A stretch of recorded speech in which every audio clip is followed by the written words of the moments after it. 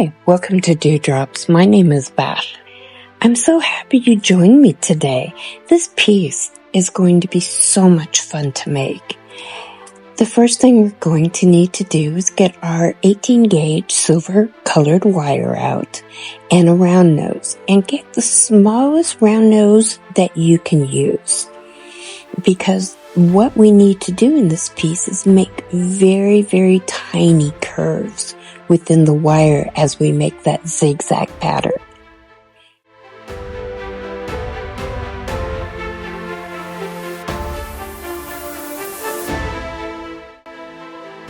Now we're going to measure it. We're going to start in the farthest, well, it's round, so not corner, but kind of corner.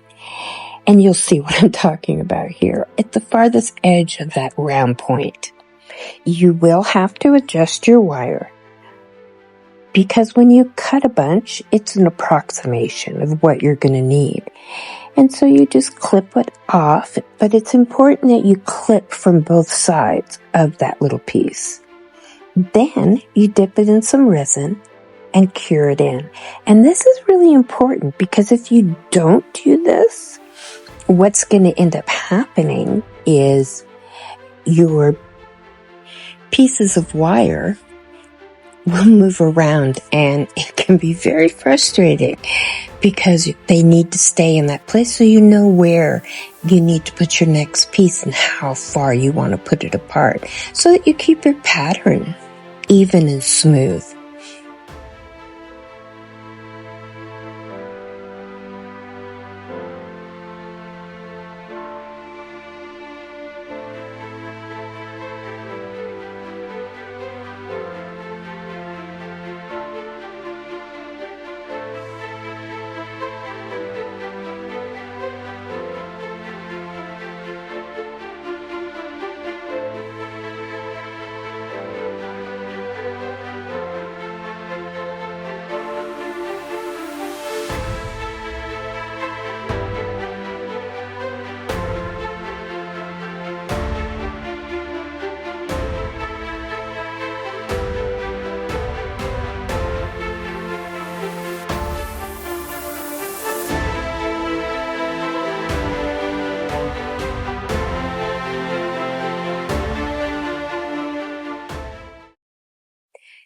As we finish up this framework, you can decide whether or not you want each one of the little wires around the top of that whole area.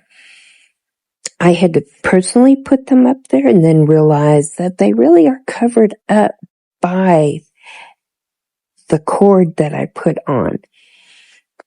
So it's really not necessary unless you want that look and you want to make it more finished, or you decide not to put a cord through and actually just put a bail on.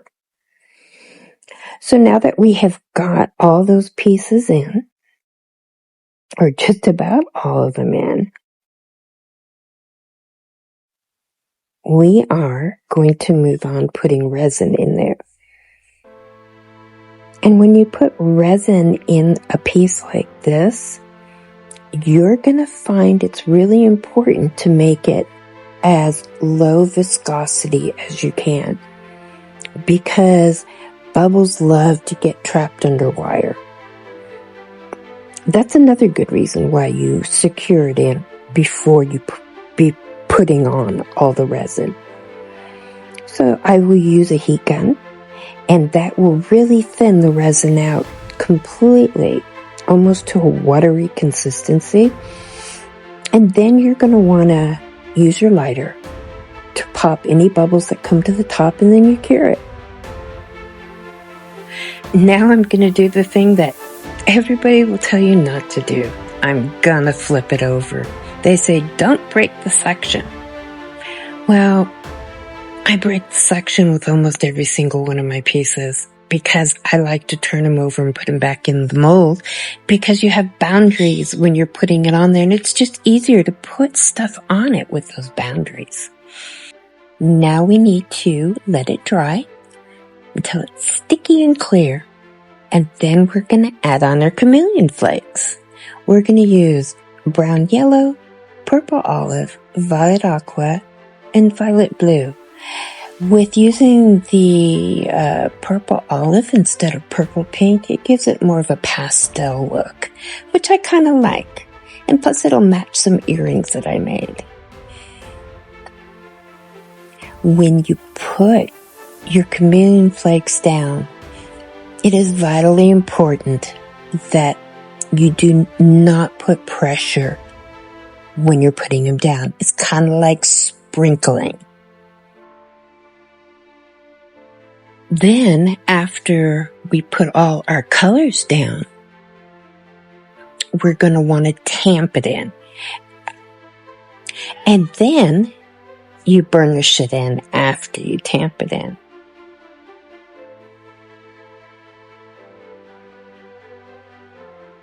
Now you see I've got that baby wipe underneath it. Oh my goodness, that thing has saved me such a mess. Plus it helps with the static electricity. You know how when you're using chameleon flakes, they fly everywhere? Now I'm putting resin over the top of this.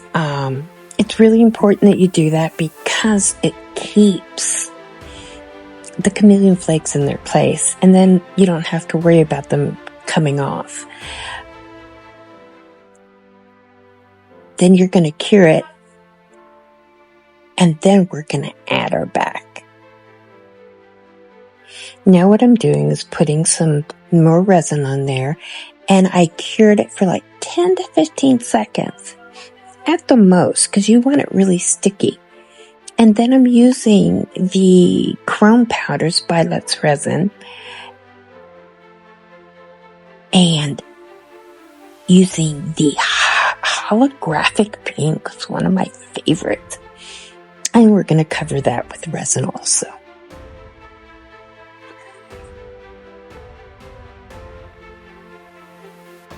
It's really important to remember to always cure your piece every single level of resin that you put on there, every layer.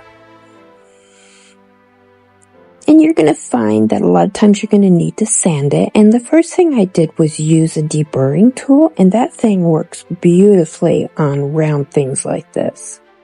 Now we're going to use the high viscosity resin. And you need to be careful when you put it on because it is very thick, but it still will run. You will see that I am slowly applying it, and then I'm going to be using my owl to be able to spread out the resin to the very edges. You do not want to break those boundaries because it will run over. If you're not used to doming, it's probably best to put it in a little cup and slowly build up level by level. You'll find that it is much easier that way than putting one big lump on there. Now we're going to want to cover the back again and then cure it in.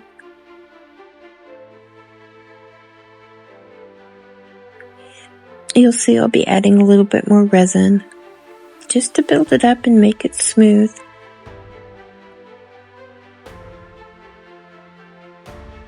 Now we're going to put resin on the other side of it and the edges and cure that.